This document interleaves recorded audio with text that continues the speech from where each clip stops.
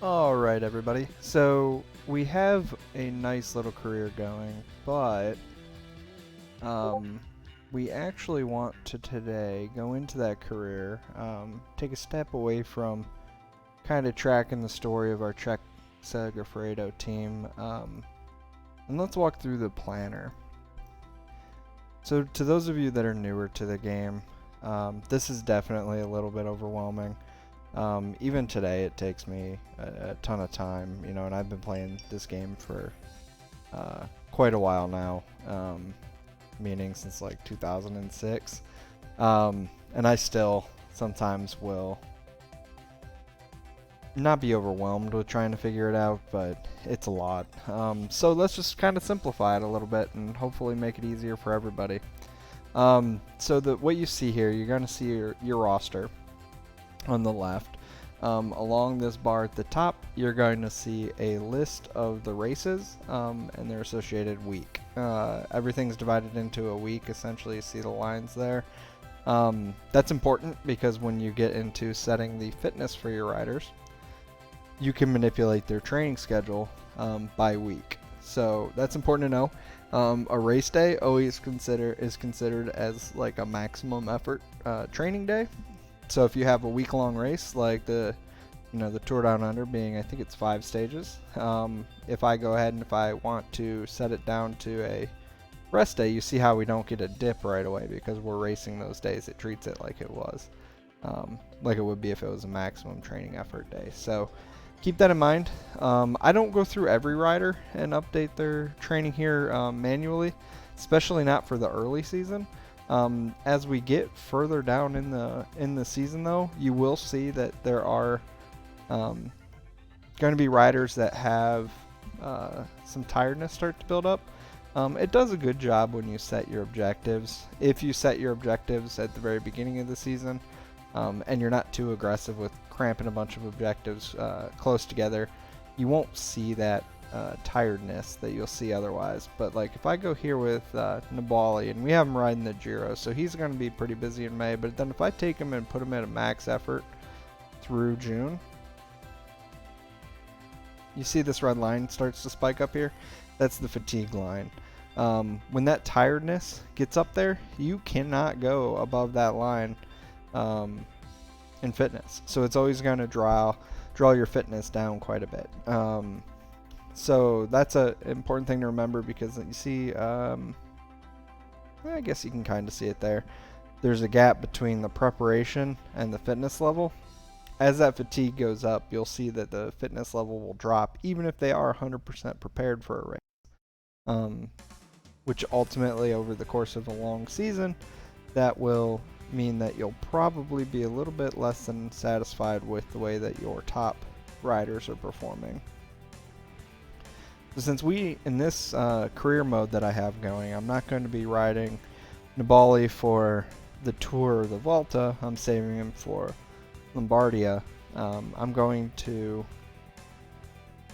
let him rest for that bulk of the season there. So keep that in mind. You can go through and for any of your riders, you can make those adjustments.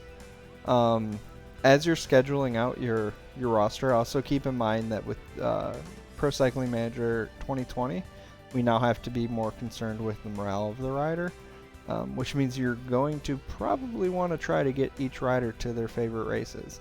So if I click on Nibali here, I see that his favorite races are the Giro, the Tour, and Lombardia.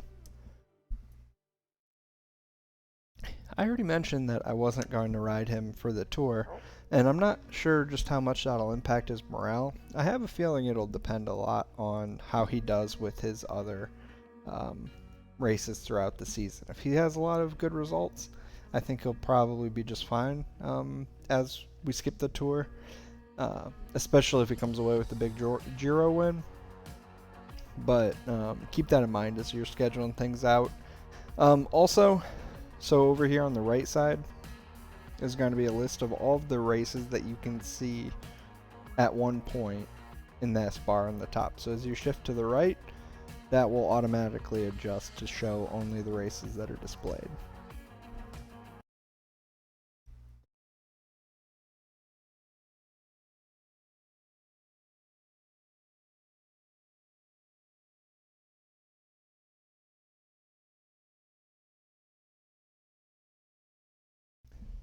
Alright, sorry about that. So, the next thing to consider are your calendar.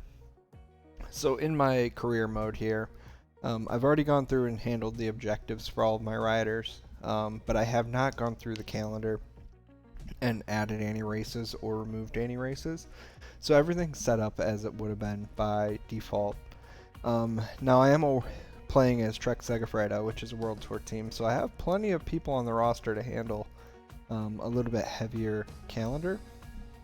But that doesn't mean I want to race every race that's here, especially when we have like 3 races side by side, especially kind of overlapping a Grand Tour start, right? I don't want there to be any chance of me having to ride one of my Grand Tour riders in a lower race just because I run out of people due to injury or whatever. There's also just some races that, you know, I don't think that we really have much of a chance of winning. There's not much value added as far as preparation goes, or you know, if it turns out that I need to call away some races just to keep my total days road down for it. So that's really where the planner is helpful, because it does track for each rider how many days you have scheduled for them to ride. So to get started, I'm going to go ahead and schedule out some of these races. So as you can see, if I hover over it, it tells me what it is. One thing I've noticed with this latest version, and I think it was 2018 onward, maybe even further back than that, the national championships sometimes can be hard to see which race it is. You can see the calendar there. It's easy with Australia, but when you're in June, you know, it only shows 3 races at a time here. But if you try to slide down and you put it on the wrong rider, it can sometimes glitch out on you a little bit. So just be careful. You don't always have to schedule a rider either in order to race them. Just keep that in mind. It'll just automatically fill your selection when you go to race the race if you included them in the planner. But it by no means means that you have to. You can always make those adjustments last minute as well. So we're going to go ahead and add Richie Port. He's going to race them both. Charlie, I think, is English, yeah. Let's see, do we have any else? Yeah. So William Clark is going to come down here as well. Not sure if I have any other Australians on the team or not. Doesn't look like it.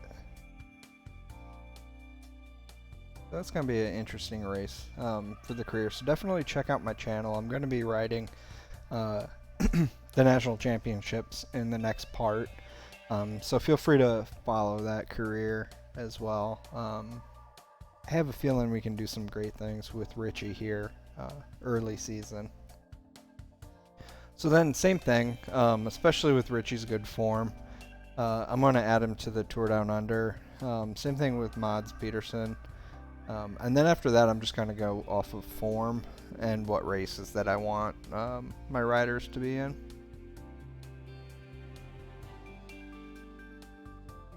So one more for the Tour Down Under.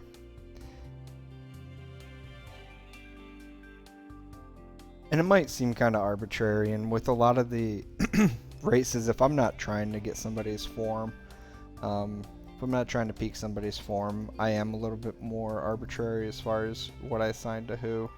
Obviously, for like a Cobbles Classic, you're going to want to make sure that you assign it to your Cobbles team members, etc. But really, in January, it's really just getting base fitness down, other than working on, you know, scoring some early World Tour points with the Tour Down Under. So once I do that, you'll see as you add races for a rider that you'll have to come in and you'll have to make adjustments to their overall workload. So I know I have Richie supporting Vincenzo Nibali in Tirreno Adriatico, but I see here that we have tiredness building up right before it, and it's only going to have a minor impact if I don't schedule them for any more rides or races between January and March. But what I can do is I can throw in a rest day there, and it might drop the overall fitness a little bit, but when I go in and I add for Richie Terreno, it's going to bump up again there. But our sponsor also has Strade Bianchi as a race, and I think UAE Tour might be a good prep for him. So I can add some races back in to make up for that amount that I lose by throwing in that rest day. So what I end up with the same fitness that I would have had before without any of the tiredness. So it's good to remember that you can throw in a rest day, which is shown by a 0 here, and then just add some racing days in there, and that'll boost the fitness while keeping the tiredness low. So that's something to think about too, and it does show you right here how many days you've scheduled for your rider, and then as the season progresses it'll fill out and show how many days of what's scheduled the rider has ridden. So that's pretty much it. I'm going to go through and fill this out before we head back over into the career mode. If you want, make sure you jump over there and follow that. If you have any comments, definitely add them below. If not, we will talk to you later.